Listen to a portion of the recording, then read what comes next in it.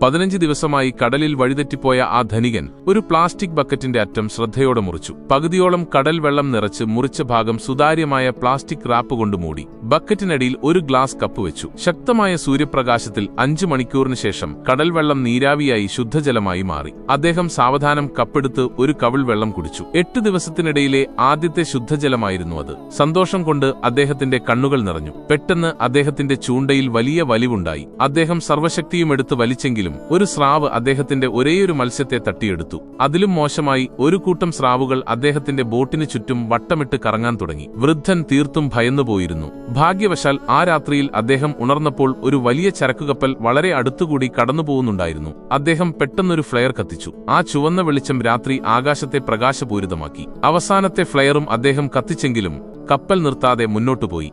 ഈ സമയം തന്റെ എല്ലാ പ്രതീക്ഷകളും അസ്തമിച്ചതായി അദ്ദേഹത്തിന് ശരിക്കും തോന്നി. അടുത്ത ദിവസം രാവിലെ ഉണർന്നപ്പോൾ അദ്ദേഹത്തിന്റെ എല്ലാ ഭക്ഷണവും തീർന്നിരുന്നു. ആ ധനികൻ ഉള്ളിൽ തകർന്നിരുന്നു. അദ്ദേഹത്തിന് ശക്തിയൊന്നും അവശേഷിച്ചിരുന്നില്ല.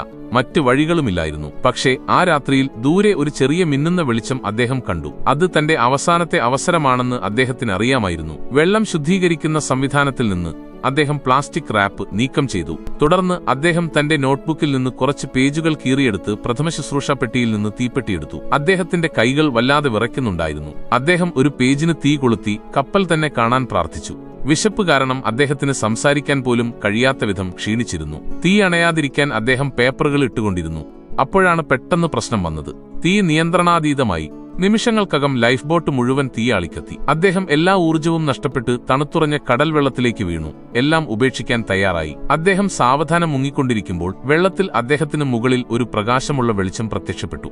കപ്പൽ തന്റെ അടുത്തെത്തി എന്ന് അദ്ദേഹത്തിന് മനസ്സിലായി. ജീവിക്കാനുള്ള അവസാനത്തെ ആഗ്രഹം അദ്ദേഹത്തിന് അല്പം കൂടി ശക്തി നൽകി. തന്റെ ശരീരത്തിൽ ശേഷിച്ച എല്ലാ ഊർജ്ജവും ഉപയോഗിച്ച് അദ്ദേഹം പ്രകാശത്തിലേക്ക് തള്ളി നീങ്ങുകയും ഒടുവിൽ രക്ഷിക്കപ്പെടുകയും ചെയ്തു.